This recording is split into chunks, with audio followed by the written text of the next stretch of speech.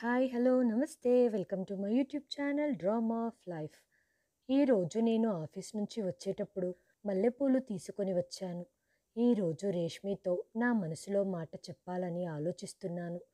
తను ఏ ప్రేమకైతే అర్హురాలో ఆ ప్రేమను తనకు అందించాలి అని అనుకుంటున్నాను. నేను ఇంట్లోకి వచ్చేటప్పుడు రేష్మి మరియు కావ్యల మాటలు నవ్వులు నా చెవిలో పడ్డాయి. ఆ నవ్వులు విని నాకు అర్థమయ్యింది నా కూతురు కావ్య రేష్మితో కలిసి ముచ్చట్లు పెట్టుకుందని. వాళ్ళిద్దరూ కలిసి ఉంటే ఇంట్లో ఎప్పుడూ ఆహ్లాదకరంగా ఉంటుంది. నా ఇంట్లో సంతోషం వారిద్దరితోనే వస్తుంది. నేను నిదానంగా వాళ్ళ రూమ్ దగ్గరికి వెళ్ళాను. వాళ్ళిద్దరి మాటలు విని నాకు సడన్గా ఆకాశం విరిగి తల మీద పడ్డట్టుగా అయ్యింది. రేష్మి కోసం తెచ్చిన పూలు చేజారి నేల మీద పడ్డాయి. వాళ్ళ మాటలు విన్న నేను ఏ కదలిక లేని రాయిలా తయారైపోయాను. నా కూతురు కావ్యకు 10 సంవత్సరాలున్నప్పుడు నా భార్య చనిపోయింది. నేను ఇంకో పెళ్లి చేసుకోలేదు. నా కూతురికి తల్లి తండ్రి ఇద్దరి ప్రేమను నేనే ఇచ్చాను. అయినప్పటికీ కావ్య ఉదాసీనంగా ఉండేది. నేను ఉద్యోగరీత్యా తనకి నా పూర్తి సమయాన్ని కేటాయించలేకపోయేవాడిని. అయినప్పటికీ నేను తన మంచి చెడ్డలు చూడటానికి ఒక పని మనిషిని పెట్టాను. నేను ఉదయం ఆఫీస్కి వెళ్ళగానే తను వచ్చేది. తను సాయంత్రం వరకు అన్ని పనులు చక్కదిద్ది నా కూతుర్ని చూసుకుంటూ ఉండేది. నేను సాయంత్రం వచ్చిన వెంటనే పని మనిషి ఇంటికి వెళ్ళిపోయేది. నేను సాయంత్రం వచ్చాక నా కూతురికి స్కూల్లోని విశేషాలు మంచి చెడ్డలు అడిగి తెలుసుకునేవాణ్ణి. కానీ కావ్య నాతో ఫ్రీగా మాట్లాడేది కాదు. అడిగిన ప్రశ్నకు మాత్రమే సమాధానం చెప్పేది. రేష్మి నా కూతురు జీవితంలోకి రాకముందు నా కూతురు కావ్య బాధపడుతూ ఎవ్వరితో కలవకుండగా సైలెంట్గా ఉండేది అని నేను గ్రహించాను. రేష్మి కొన్నాళ్ళ క్రితం మా పక్కింట్లో చేరింది. రేష్మి కూడా కావ్య చదివే స్కూల్లోనే చదువుతుండేది. వాళ్ళిద్దరూ 8వ తరగతి నుంచి మంచి స్నేహితులయ్యారు. నా కూతురు ఉంటే రేష్మి ఇంట్లో ఉండేది, లేకపోతే రేష్మి కావ్యతో పాటు మా ఇంట్లో ఉండేది. రేష్మి వాళ్ళ తల్లిదండ్రులు చిన్నప్పుడే చనిపోయారు. తను వాళ్ళ చిన్నాన్న ఇంట్లోనే నివసించేది. వాళ్ళ చిన్నాన్నతో కూడా నాకు మంచి పరిచయం ఉంది. అతని భార్య నాకు వరసకు చెల్లి అవుతుంది. నాకు కూడా చిన్న వయసులోనే నా మేనకోడలితో వివాహం జరిగింది. మా ఇద్దరికి ఒకరి మీద ఒకరికి చాలా ప్రేమ ఉండేది. తను చనిపోయిన తర్వాత తన స్థానంలో ఇంకెవరినీ నేను ఊహించుకోలేకపోయాను. ఎప్పుడైతే నా కూతురు కావ్యకు రేష్మితో స్నేహం ఏర్పడిందో అప్పటి నుంచి తన ముఖంలో చిరునవ్వును చూశాను. ఇంట్లో ఎంతో సంతోషంగా హుషారుగా ఉంటూ వాళ్ళిద్దరూ కలిసి వంటగదిలో ఏదో ఒక ప్రయోగం చేసేవారు. ఏ డిష్ చేసినా ఎలాగున్నా చాలా బాగుందని చెప్పేవాడిని. రేష్మి నన్ను అంకుల్ అని పిలిచేది. తను కూడా నా దగ్గర నా కూతురు కావ్యలాగే ఉండేది. నేను కూడా తనని నా కూతురులాగే భావించేవాడిని. ఇలా సమయం గడిచే కొద్దీ ఇద్దరు ఇంటర్లోకి ప్రవేశించారు. ఆ తర్వాత కావ్య ఇంజనీరింగ్ ఎంట్రన్స్ టెస్ట్లో పాస్ అవ్వటం వల్ల నీకు ఏం గిఫ్ట్ కావాలో చెప్పు, ఆ గిఫ్ట్ ఇస్తాను అని అన్నాను. కానీ కావ్య అడిగిన గిఫ్ట్ విని నాకు దిమ్మ తిరిగిపోయింది. నాన్న, నువ్వు రేష్మిని పెళ్లి చేసుకో అని అడిగింది. ఇది విని నా తల తిరిగిపోయింది. మొదటిసారిగా నేను కావ్య వైపు కోపంతో చూస్తూ, సిగ్గుండాలి ఇలా మాట్లాడటానికి. తను నీ స్నేహితురాలు, నాకు కూతురు లాంటిది. నువ్వు పెళ్లి గురించి మాట్లాడుతున్నావా? దాంతో కావ్య, నాన్న, నా స్నేహితురాలు చాలా మంచిది, నాతో స్నేహంగా ఉంటుంది. నేను రేష్మి లేకుండగా జీవించలేను. మీరు రేష్మిని పెళ్లి చేసుకోండి, నాకు రేష్మి కావాలి అంది. తనేం వస్తువు కాదు, అడగగానే తెచ్చి ఇవ్వటానికి. తను ప్రాణమున్న మనిషి. కావ్య, నాకు నువ్వంటే చాలా ఇష్టం. నేను ఒక నీతి జాతి కలిగిన మనిషిని. ఎవ్వరి కోసం కూడా ఎట్టి పరిస్థితులలో ఈ తప్పటడుగు వెయ్యలేను. ఈ విషయం తెలిస్తే నేను రేష్మి ముందు మరియు వాళ్ళ బాబాయ్ ముందు సిగ్గుతో తలదించుకోవాల్సి ఉంటుంది. తల్లి కావ్య, అయినా నువ్వు ఇలా ఎలా ఆలోచించగలవు? నాకు తల తిరిగిపోతుంది. అసలు ఆ అమ్మాయి నా గురించి ఏమనుకుంటుంది? ఇప్పటి వరకు నిన్ను రేష్మిని నేను వేరుగా చూడలేదు. నువ్వు ఇంకోసారి ఈ విషయం నా దగ్గర ప్రస్తావిస్తే మటుకు నీకు మర్యాదగా ఉండదు. అప్పటి వరకు నేను కావ్యాన్ని ఎప్పుడు దండించలేదు. కానీ ఈరోజు నా కూతురు మాట్లాడిన మాటలకి నా గొంతు కఠినంగా మారింది. నా మనసు దీనిని అంగీకరించటం లేదు. ఇదంతా ఎలా ఆలోచించగలదు? నా నిర్ణయం విన్న తర్వాత కావ్య ఏడ్చుకుంటూ అక్కడి నుండి వెళ్ళిపోయింది. నాకనిపించింది. కావ్య ఇంకా చిన్నపిల్ల కదా, తనంతట తానే అర్థం చేసుకుంటుంది అనుకుని ఈ విషయం నేను పూర్తిగా మర్చిపోయాను. కానీ కావ్య మాత్రం పూర్తిగా తినటం, నీళ్లు త్రాగటం మొత్తంగా మానేసింది. ఎప్పుడు తన రూంలోనే కూర్చొని ఉండేది. నేను కారణం అడిగితే రేష్మిని పెళ్లి చేసుకోవటానికి అంగీకరించండి అని అడిగేది. ఆమె కోరికపై నేను ఇంకో అమ్మాయి జీవితాన్ని ఎలా నాశనం చేయగలుగుతాను? తను సరిగ్గా కావ్య వయసులో ఉంది. ఇదంతా సరికాదని నేను కావ్యకు చాలా సర్ది చెప్పటానికి ప్రయత్నించాను. కానీ కావ్య మాత్రం వినటానికి సిద్ధంగా లేదు. 2 రోజుల నుండి తిండి తిప్పలు లేకుండగా ఏడుస్తూ ఉంది. 3వ రోజు బలహీనమైపోయి స్పృహ తప్పి పడిపోయింది. ఇప్పుడు నేను ఆమె ముందు నిస్సహాయంగా ఉండిపోయాను. ఒకవేళ నేను తన మాటల్ని అంగీకరించిన ఆ విషయం రేష్మి ఇంట్లో తెలిస్తే వాళ్ళ చిన్నాన్న రేష్మిని మా ఇంటికి కూడా పంపించడు. కావ్య స్పృహ కోల్పోయిన రేష్మి పేరుని కలవరిస్తూనే ఉంది. గత 3 రోజులుగా తిండి తిప్పలు లేకపోవటం వల్ల ముఖం పాలిపోయి ఉంది. కావ్య ఆరోగ్యం బాగాలేదని రేష్మితో నేను ఏమీ చెప్పలేదు. ఇప్పుడు కావ్య పరిస్థితి మరింత దిగజారిపోవటంతో నిస్సహాయ పరిస్థితులలో తప్పక రేష్మికు కాల్ చేసి తనని పిలిపించాల్సి వచ్చింది. కావ్య హాస్పిటల్లో ఉందని తెలిసిన వెంటనే రేష్మి హడావిడిగా హాస్పిటల్కి వచ్చి, కావ్య, నీకేమయ్యింది అని రేష్మి చెయ్యి పట్టుకొని టెన్షన్తో బాధగా అడిగింది. కావ్య కూడా రేష్మి గొంతు విని కళ్ళు తెరిచి ఇలా చెప్పటం మొదలుపెట్టింది. నాన్నకు నేనంటే ఇష్టం లేదు. నా యొక్క ఈ చిన్న కోరికను కూడా నెరవేర్చలేకపోతున్నారు. నేను నాన్నతో నిన్ను పెళ్లి చేసుకోమని చెప్పాను, కానీ ఆయన నా కోరికను నిరాకరించారు అనటంతో ఆ మాట విని నేను ఆ అమ్మాయి ముందు సిగ్గుతో తలదించుకొని ఉన్నాను. ఎందుకంటే నేను అనుకోలేదు కావ్య రేష్మి ముందు ఈ మాట అంటుందని. అసలు తను ఎలాంటమ్మాయి అనుకుంటూ వెంటనే రూంలో నుంచి బయటికి వెళ్ళి నిలబడి ఆలోచిస్తూ జేబులో నుండి సిగరెట్ తీసి తాగటం మొదలుపెట్టాను. ఇంతకు ముందు సిగరెట్ తాగటం మానేశాను, కానీ ఇప్పుడు కావ్య పెట్టిన టెన్షన్ వల్ల మళ్ళీ తాగటం మొదలుపెట్టాను. అంతలోనే రేష్మి బయటికి వచ్చి నా ముందు నిలబడి ఉంది. నా కూతురు చేసిన పనికి నేను తన కళ్ళల్లోకి చూడలేకపోయాను. నన్ను నేను దోషిగా భావించాను. రేష్మి నా వైపు చూస్తూ నన్ను పెళ్లి చేసుకోండి అని అడిగింది. రేష్మి నోటి నుంచి ఆ మాటలు విని నా కాళ్ళ కింద నేల కదిలింది. నాకు తెలిసి కావ్య తనని ఎమోషనల్ బ్లాక్మెయిల్ చేసి ఉంటుంది. ఇలాగే కొన్ని రోజుల నుంచి నన్ను చేస్తుంది కదా. బహుశా తన మాటలకు రేష్మి లొంగిపోయి ఇలా మాట్లాడుతుంది అనుకుంటాను. రేష్మి, తన మాటల్ని నువ్వు సీరియస్గా తీసుకోవద్దు. తనకు నువ్వంటే చాలా ఇష్టం. తను పిచ్చిదైపోయింది. నేను నిన్నెప్పుడు ఆ దృష్టితో చూడలేదు, చూడలేను కూడా. నువ్వు నా కూతురు స్నేహితురాలివి, అంటే నాకు నువ్వు కూతురులాగా. ఈ మాటలు తనకు అర్థం కావటం లేదు. తన పనికి మాలిన మాటలు విని నువ్వు కంగారు పడవద్దు. తనకు అర్థమయ్యేలా నేను సర్ది చెప్తాను అని అనటంతో ఇది కావ్య కోరిక మాత్రమే కాదు, నా కోరిక కూడా అదే అని రష్మి అనటంతో తన నోటి నుండి ఈ మాట విని నాకు ఒంట్లో వణుకు పుట్టింది. నేను తనని ఆశ్చర్యంగా చూడటం ప్రారంభించాను. నాకేం మాట్లాడాలో అర్థం కావటం లేదు. నేనేమి వింటున్నాను? ఎవరి దగ్గరి నుంచి ఎటువంటి మాటలు వింటున్నాను? ఆ మాటలు విని తన మీద నాకు జాలి కలుగుతుంది, అలాగే కోపం కూడా వస్తుంది. అయినా అమ్మాయి రేష్మి నా గురించి ఇలా ఎలా ఆలోచించగలుగుతుంది? నేను తన తండ్రి వయసు కలవాడిని. నాకనిపించింది ఇక తనతో మాట్లాడకూడదు అని. నా చేతిలో ఉన్న సిగరెట్ కింద పడేసి, నేనేం ఆలోచిస్తున్నాను, నువ్వేం మాట్లాడుతున్నావు? ఈ రోజు నుంచి నువ్వు మళ్ళీ మా ఇంటికి రావద్దు. మీ ఇద్దరికి సిగ్గుండాలి. తను ఇలా ఎందుకు ఆలోచిస్తుందో అని నాకు టెన్షన్గా అనిపించింది. తను చూడటానికి చాలా అందంగా ఉంటుంది, మంచి బుద్ధివంతురాలు. తనకి మంచి అబ్బాయి దొరుకుతాడు. ఈ ఆలోచనలతో నేను గందరగోళానికి గురయ్యాను. కానీ ఆమె మాత్రం చాలా కాన్ఫిడెంట్గా నిలబడి ఉంది. నేను నీ కూతుర్ని కాదు, నాకు నువ్వంటే చాలా ఇష్టం. మీరు చూడటానికి పెద్ద వయసు వారిలా లేరు. పెళ్లి చేసుకోవటానికి నాకేం అభ్యంతరం లేనప్పుడు కావ్య కోరిక ఎందుకు తీర్చకూడదు? ఒకవేళ ఈ విషయం మీ బాబాయ్కి తెలిస్తే అతని దగ్గర నేను సిగ్గుతో తలదించుకోవాల్సి ఉంటుంది. నాకేం గౌరవం ఇస్తారు వాళ్ళు? నేను నా ఆత్మగౌరవానికి చాలా విలువనిస్తాను.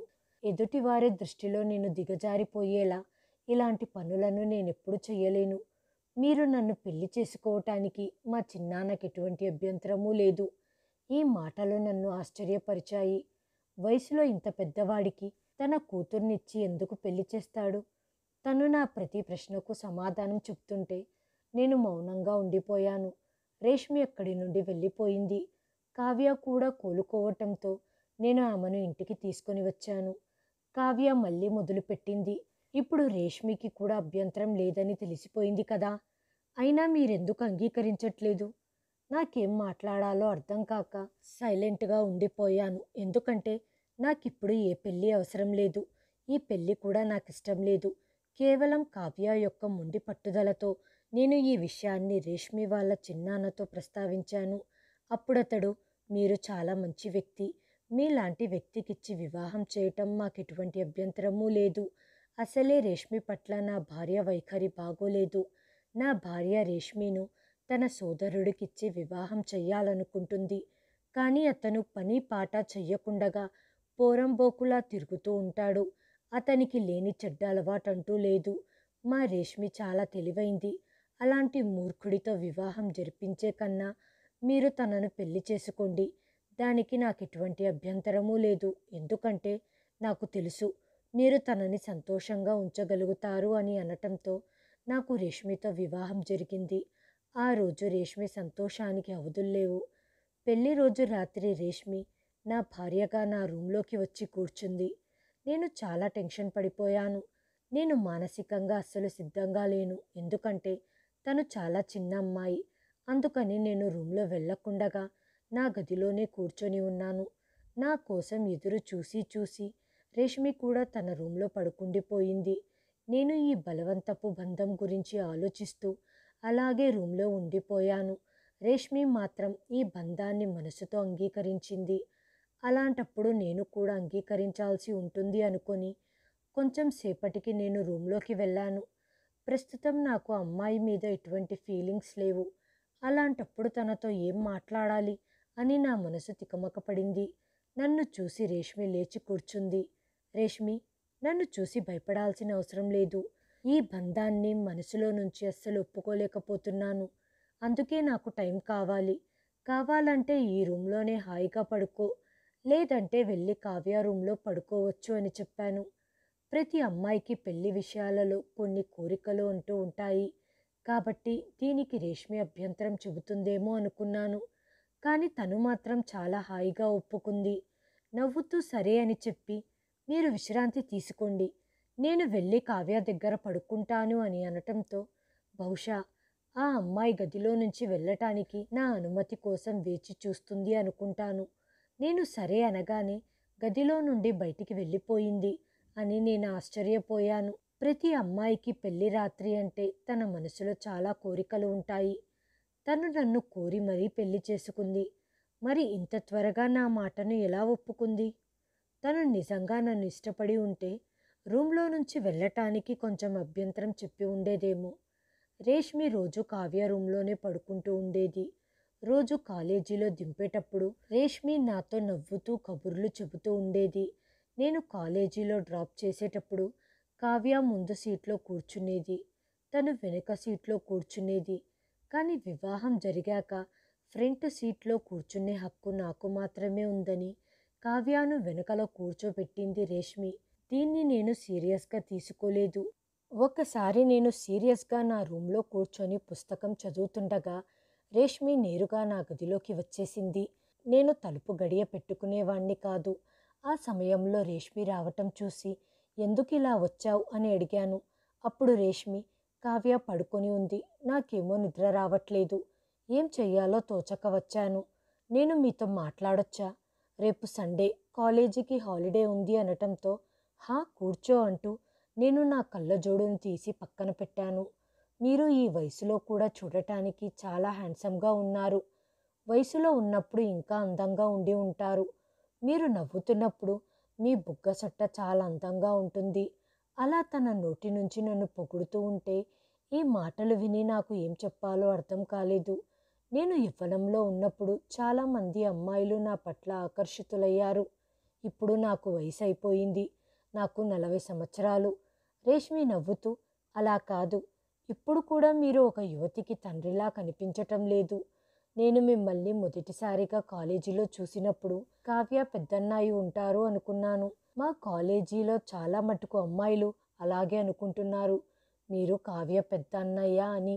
నేను నా మొదటి భార్య దేవితో నా పెళ్లి గురించి చెబుతూ ఉంటే రేష్మి తన కళ్ళు మూసుకొని అలాగే పడుకుంది. నేను తనని లేపాలి అనుకున్నాను, కానీ తను చాలా గాఢమైన నిద్రలో ఉంది. తనపై దుప్పటి కప్పి నేను కూడా పడుకున్నాను. రేష్మి నిద్రలో నాకు చాలా దగ్గరగా వచ్చేసింది. నా భుజంపై తలపెట్టి పడుకుంది. తనని ఇంత దగ్గరగా చూడటం ఇదే మొదటిసారి. తనని అలా చూసేసరికి నా మదిలో తన మీద ప్రేమ ఎక్కువయింది. బయట వర్షం చాలా పెద్దగా ఉరుములతో కురుస్తుంది. తను నిద్రలో కలవరిస్తుంది. నాకు ఉరుములు మెరుపులంటే భయమని. అంతలో గట్టిగా తలుపు బాదిన శబ్దం వినిపించింది. బహుశా అది కావ్య అయి ఉండవచ్చు. తనకి కూడా మెరుపులు ఉరుముల వర్షం అంటే భయం. రేష్మి మంచి గాఢ నిద్రలో ఉంది. తనని పక్కకు జరిపి వెళ్ళి తలుపు తీశాను. కావ్య కంగారుగా దుప్పటి కప్పుకొని ఎదురుగా నిలబడి ఉంది.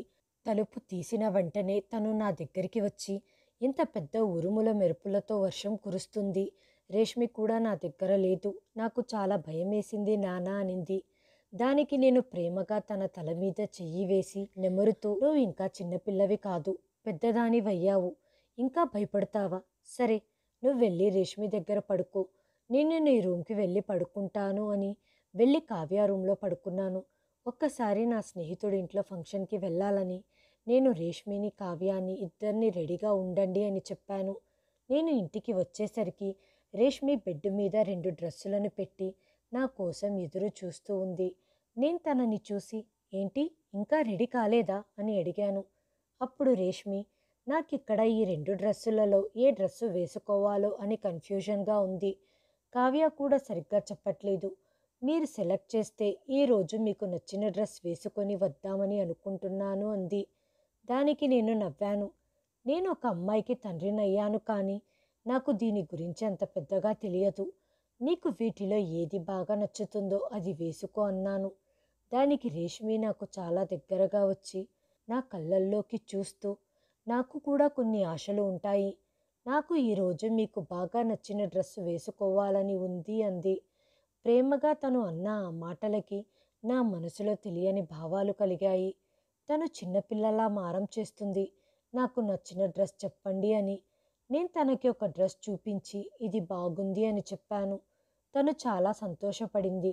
తను ఆ డ్రెస్ని ధరించి నా ముందుకు వచ్చి నిలబడింది. నేను కన్నార్పలేకపోయాను. తను చాలా అందంగా ఉంది.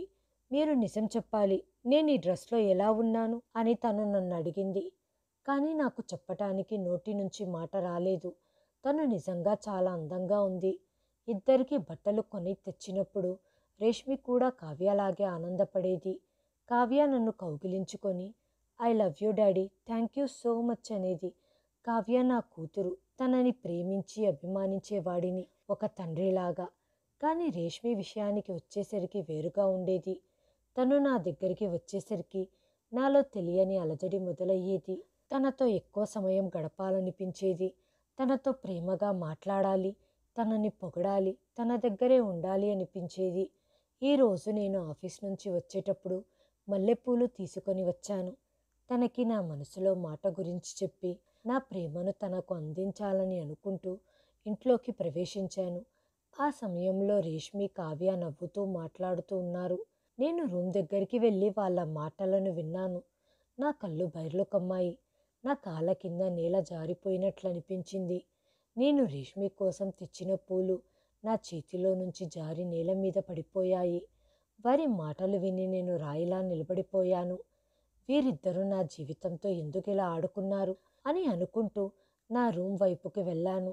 నా గదిలో ఉన్న అద్దంలో నన్ను నేను చూసుకున్నాను. నా వయసు 40 నుంచి 80కి పెరిగిందా అనిపించింది. అలా ఆలోచిస్తూనే నా కళ్ళల్లో నుండి కన్నీళ్లు కారిపోయాయి. రేష్మి ఆ పూలను ధరించి రూమ్లోకి వచ్చింది. ఆమెను చూసిన వెంటనే నా ఎమోషన్స్ని కంట్రోల్ చేసుకున్నాను.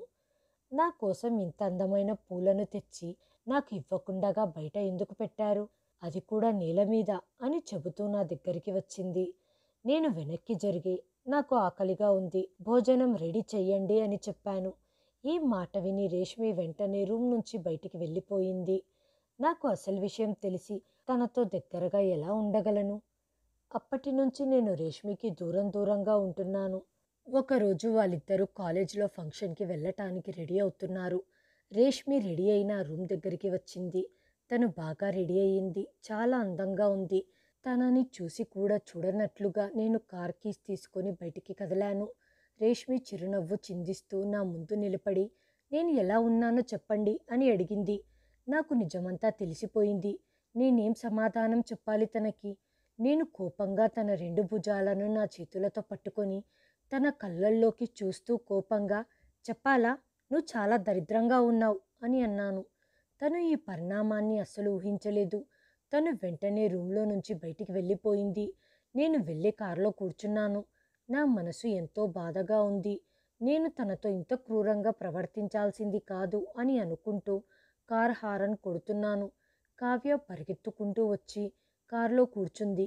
ఏంటి డాడీ, ఫంక్షన్ జరుగుతుంది, మేము రెడీ అవ్వాలి కదా, టైం పడుతుంది అని సమాధానం చెప్పింది.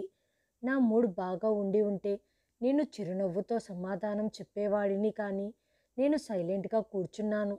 ఇంతలో రేష్మి ముఖం కడుక్కొని సాదాసీదాగా వచ్చింది. తను ముందు సీట్లో నా పక్కన కూర్చోవటానికి ప్రయత్నించింది. నేను తనని తిరస్కరించి వెనక్కి వెళ్ళి కూర్చో అని కఠినంగా చెప్పాను. కానీ తను నా పక్కనే కూర్చుంది. వెళ్ళే దారి మొత్తం తను ఏడుస్తూనే ఉంది. కావ్య, ఎందుకు ఏడుస్తున్నావు రేష్మి అని అడిగి అడిగి అలిసిపోయింది. కానీ నేను ఆమె వైపు ఒక్కసారి కూడా చూడలేదు. ఎవరో వచ్చి నా జీవితంతో ఆడుకుంటారు అని అనుకోలేదు. నేను కఠినంగా మాట్లాడినందుకు ఆమె ఏడుస్తూ ఉంది. నన్ను ఇంత దారుణంగా మోసం చేస్తారని తెలుసుకోలేకపోయాను. నేను అనుకుంది నిజమే. నా స్థానంలో ఎవ్వరు ఉన్నా వాళ్ళ వైఖరి కూడా ఇలాగే ఉంటుంది. నేను చాలా దురదృష్టవంతుణ్ణి. నా హృదయం నా కంట్రోల్లో లేదు. రోజంతా అశాంతికి గురయ్యాను. ఈ కోపాన్ని నేను ఆఫీస్లో స్టాఫ్ మీద చూపించాను. రేష్మి నాతో దూరంగా ఉంటూ మాట్లాడటం లేదు. తను దూరంగా ఉండటం కూడా ఒకందుకు మంచిదేలే అనుకున్నాను. కానీ నేను కూర్చున్నా నిలబడినా తన చూపు ఎల్లప్పుడూ నా మీదే ఉండేది. ఇప్పుడు కావ్య మరియు రేష్మి చదువు పూర్తయింది. నా స్నేహితుడు తన కొడుకు కోసం కావ్యాని అడిగాడు. నాకు ఆ సంబంధం అంటే ఇష్టం ఉండేది, కానీ నేను నా కూతురికి ఇష్టం ఉందో లేదో అని తన సమ్మతిని కనుక్కున్నాను. ఎందుకంటే అది నా కూతురి హక్కు. తన ముఖంలోని చిరునవ్వే దానికి సమాధానం. కావ్య పెళ్ళి కుదిరిపోయింది. అప్పగింతలప్పుడు కావ్య రేష్మిని కౌగిలించుకొని బాగా ఏడ్చింది. రేష్మి కూడా ఏడుస్తుంది. కావ్య అత్తారింటికి వెళ్ళిపోయింది. ఇప్పుడు ఇంట్లో నేను రేష్మి మాత్రమే ఉన్నాము. నాకు ఇప్పుడే అసలైన పరీక్ష మొదలయ్యింది. నేను రేష్మితో మాట్లాడాలి అనుకున్నాను, కానీ తను మాట్లాడే పరిస్థితులలో లేదు.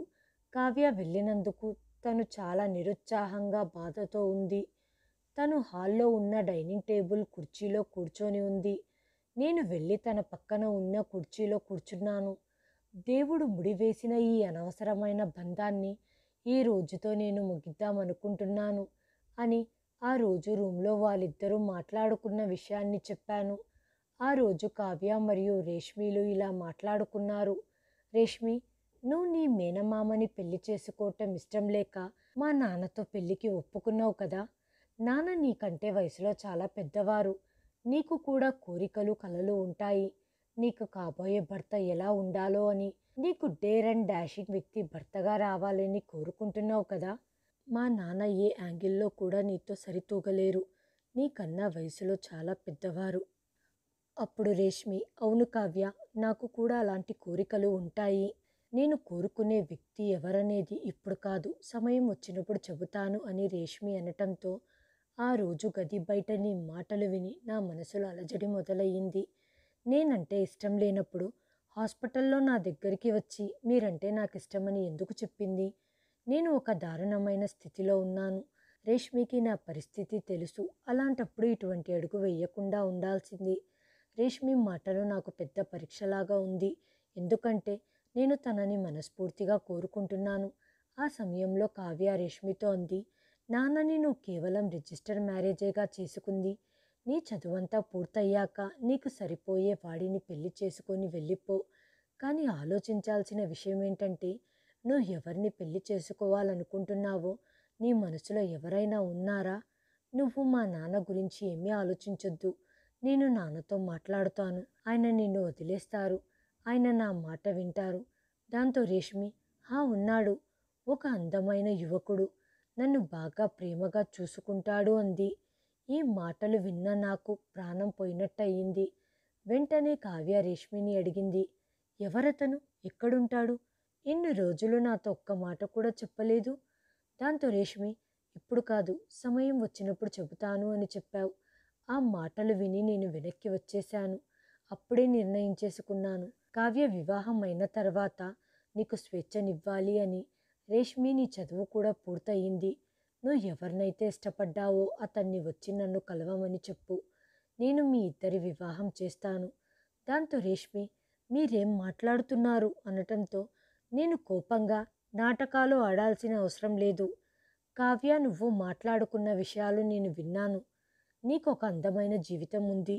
నాలాంటి ముసలివాడి కోసం త్యాగం చేయాల్సిన అవసరం లేదు.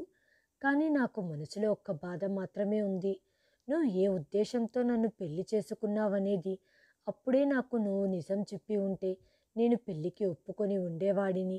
అప్పుడు కూడా నువ్వు కోరుకున్న వాడితోనే నీకు వివాహం చేసేవాడిని. నువ్వు కావ్యతో కలిసి నాతో ఆడిన ఆట చాలా దారుణమైనది. అది తప్పు. నువ్వు ఇంకొకరిని ఇష్టపడినప్పుడు మీరంటే నాకు ఇష్టమని నాకు అలా ఎలా చెప్పగలవు? నన్ను ఇంతలా మోసం చేసినందుకు చాలా బాధతో మాట్లాడుతూ ఉన్న నన్ను తను సైలెంటుగా చూస్తూ ఉండిపోయింది. నీకు విడాకులు ఎప్పుడు కావాలంటే అప్పుడు ఇచ్చేస్తాను. నువ్వు ఇష్టపడ్డ అబ్బాయిని రమ్మని చెప్పు. అతనితో మాట్లాడి మీ ఇద్దరి వివాహం చేస్తాను. నేనిప్పుడు నీతో ఒకే ఇంట్లో ఉండాలి అని అనుకోవటం లేదు అని చెప్పి రూమ్లోకి వెళ్ళిపోయాను. ఆ విషయం నాకు వివాహం ముందే చెప్పి ఉంటే ఈ నిర్ణయానికి నేను ఎక్కువ బాధపడేవాడిని కాదు. కానీ వాళ్ళిద్దరూ కలిసి నా జీవితంతో ఆడుకున్నారు. దానివల్ల నాకు నిద్ర కరువయింది. పడుకుందామని అలా మంచం దగ్గరికి వెళ్ళేసరికి డోర్ కొట్టిన శబ్దం వచ్చింది. తలుపు తీసి చూస్తే ఎదురుగా రేష్మి ఏడుస్తూ నిలబడింది. ఇక్కడికి ఎందుకు వచ్చావు? నీ రూమ్కి వెళ్ళు అని చెప్పి రూమ్ తలుపులు వేసేశాను. తను ఏడుస్తూ, మీరిప్పుడు తలుపులు తెరవకపోతే ఉదయానికి చచ్చిన నా శవాన్ని చూస్తారు అన్న మాటలు విని నాకు ప్రాణం పోయినంత పనయ్యింది. ఆ తెలివి తక్కువ దద్దమ్మ మీద నాకు చాలా కోపం వచ్చింది. తను కావ్య పెళ్లి దుస్తుల్లోనే ఉండిపోయింది. ఏడ్చటంతో కాటుక చెదిరిపోయింది. తను లోపలికి వచ్చి, నేను చూడటానికి ఎలా ఉన్నాను చెప్పండి అని అడిగింది. నేను ఆశ్చర్యపోయాను. ఇదేం పనికిమాలిన ప్రశ్న అని అన్నాను. తను నాకు చాలా దగ్గరగా వచ్చి, నేను మిమ్మల్ని ఒక క్వశ్చన్ అడిగాను. నేను మీకు ఎలా కనిపిస్తున్నాను? ఈ మాట చెప్పి తను నా గుండె మీద తలవాల్చి ఏడుస్తూ ఉంది. నేను నిశ్చలంగా ఉండిపోయాను. మీరు సగం సగం మాటలు విని మీ ఇష్టం వచ్చినట్లు నిర్ణయం తీసుకుంటున్నారు. నన్ను పెళ్లి చేసుకోబోయేవాడు యువకుడు అనేది కావ్య యొక్క ఒక ఊహ మాత్రమే. నేను చాలాసార్లు తనకు అర్థమయ్యేటట్టుగా చెప్పేందుకు ప్రయత్నించాను. మీ నాన్న నాకు ఒక ఐడియల్ పర్సన్, నాకు ఆయన పర్సనాలిటీ చాలా అట్రాక్ట్ చేసిందని. కానీ కావ్య మాత్రం మన ఇద్దరి మధ్య ఉన్న వయసు వ్యత్యాసాన్ని ముందు పెట్టేది. తనకు అనిపించేది, నేను మా మేనమామతో వివాహం రద్దు చేసుకోవటానికే మీతో పెళ్ళికి ఒప్పుకున్నాను అని. అందుకే నేను కావ్యకు తను ఏ సమాధానం అయితే నా నుంచి వినాలనుకుంటుందో అదే సమాధానం చెప్పాను. అవును, ఉన్నారు అని చెప్పాను. అలా చెప్తే నన్ను తను ఇంకోసారి అడగదు అనుకున్నాను. నేను మిమ్మల్ని మనసుతో ఇష్టపడ్డాను. కావ్య నమ్మకం కోసం చెప్పి చెప్పి నేను అలసిపోయాను. పెళ్లి రోజు నేను కొంచెం నర్వస్గా ఉన్నాను. ప్రతి అమ్మాయి అలాగే ఉంటుంది. కానీ పెళ్లి తర్వాత నా కోరిక ఎల్లప్పుడూ మీరు నన్ను చూస్తూ ఉండాలని, నాతో ఉండాలని, నాతో మాట్లాడుతూ ఉండాలని, నన్ను పొగడాలని. కానీ మీరు నాతో అంటి అంటనట్టు ఉండేవారు. కాబట్టి నేను ముందడుగు వేసి మాటలు కలపటానికి వచ్చాను. నాకు మన బంధం యొక్క హక్కు కావాలి.